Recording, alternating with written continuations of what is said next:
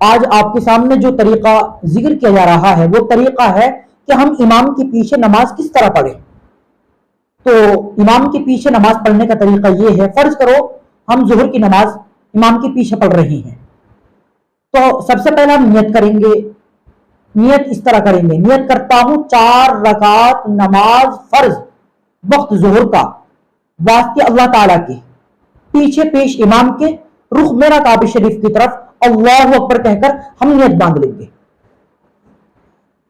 نیت زبان سے کرنا یہ ضروری نہیں ہے، دل کے اندر نیت ہے کہ ہم امام کے پیچھے 4 رکعت ظہر کے پڑھ رہے ہیں، وہی کافی ہے۔ زبان سے یہ ادا کرنا مستحب ہے، وہ بھی آپ یاد کر لیجئے ویڈیو کو سن کر۔ جب ہم نیت باندھ چکے تو ہماری نگاہ سجدے کی جگہ ہوگی۔ یہ حالانکہ بتا دیا دوسری ویڈیو میں کہ ہماری قیام کی حالت میں نگاہ کہاں ہوگی، رکوع کی حالت میں نگاہ کہاں ہوگی، رکوع کیسے کریں، قیام کیسے کریں، جب تکبیر تحریمہ کے لیے ہم ہاتھ اٹھائیں گے کانوں ہاتھ کہاں تک اٹھائیں گے، سجدہ کیسے کریں گے، سب طریقہ یہ دوسری ویڈیو کے اندر ذکر کر دیا گیا، جس کا لنک آپ کو ڈسکرپشن کے اندر مل جائے گا۔ ہم ثنا پڑھیں گے، ثنا پڑھیں گے یعنی سبحانک اللہم وبحمدک وتبارک اسمک وتعالی جدک ولا الہ غیرک، بس خاموش ہو جائیں گے۔ اس کے بعد امام صاحب وہ قرات کریں گے، آہستہ آواز سے قرات کریں گے۔ ہمیں قیام کی حالت میں کچھ نہیں کرنا، صرف پہلی رکعت کے اندر ہمیں ثنا پڑھنی کی، وہ ہم نے پلٹی خاموش ہو جائیں گے قیام کی حالت میں، کھڑے ہونے کی حالت میں۔ امام صاحب جب قرات کر چکے تو وہ رکوع کی تکبیر کہتے ہوئے رکوع کے اندر جائیں گے، تو ہم بھی ان کی تکبیر کے بعد تکبیر کہتے ہوئے رکوع کے اندر جائیں گے، ہم بھی رکوع کی تسبیح پڑھیں گے۔ صرف قیام کی حالت میں یعنی کھڑے ہونے کی حالت میں ہمیں کچھ نہیں پڑھنا، خاموش کھڑے رہیں گے۔ ہم پہلی رکعت کے اندر صرف ثنا پڑھیں گے، ثنا پڑھ کر ہم خاموش ہو جائیں گے۔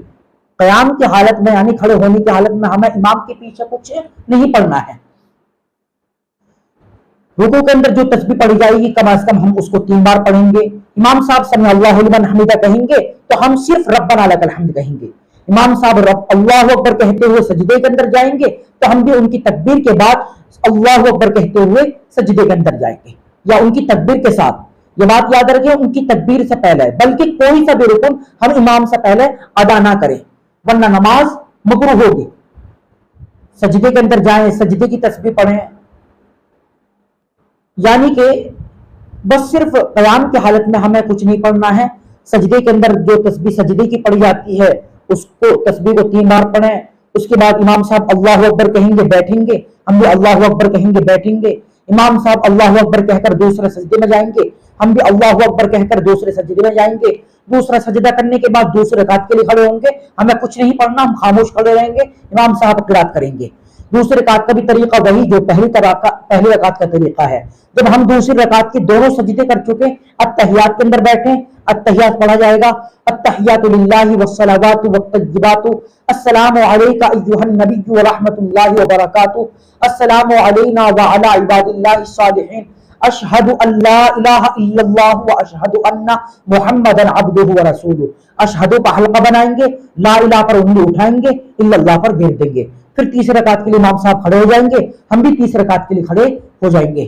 یہ بات یاد رکھیں کہ اگر ہم اپنے فرض پڑھ رہے ہیں یعنی جماعت کے ساتھ نہیں بلکہ ہم اپنے اکیلے پڑھ رہے ہیں، ایسا ہو گیا مجبوری میں جماعت نکل گئی، تو اگر ہم اپنے فرض پڑھ رہے ہیں تو فرض کی جو شروع کی 2 رکعتیں وہ بھری ہوئی ہوں گی اور آخر کی 2 رکعتیں وہ خالی ہوں گی۔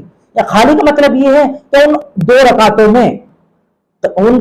میں صرف سورہ فاتحہ پڑھی جائے گی، اس کے بعد کوئی دوسری سورت نہیں ملائی جائے گی، اور شروع کی 2 رکعتوں میں سورہ فاتحہ کے بعد کوئی دوسری سورت ملائی جائے گی۔ اسی طرح تیسری رکعت یعنی مغرب میں 3 رکعت ہوتی ہیں تو تیسری رکعت وہ بھی خالی ہوگی، یعنی سورہ فاتحہ پڑھیں گے، اس کے بعد ہم اس کے ساتھ کوئی دوسری سورت نہیں ملائیں گے۔ یہ امام کے پیچھے نماز پڑھنے کا طریقہ ہے اور اپنے فرض پڑھنے کا طریقہ ہے۔ جب مثلا مجبوری میں ہماری جماعت نکل جائے تو ہم فرضوں کو کس طرح پڑھیں گے، یہ آپ کے سامنے نماز پڑھنے کا طریقہ ذکر کر دیا گیا، امام کے پیچھے نماز کس طرح پڑھیں، اور اگر جماعت نکل جائے تو ہم اپنے فرض کس طرح پڑھیں وہ آپ کے سامنے طریقہ ذکر کر دیا گیا۔ آپ سے گزارش ہے کہ آپ اس ویڈیو کو زیادہ سے زیادہ شیئر کریں۔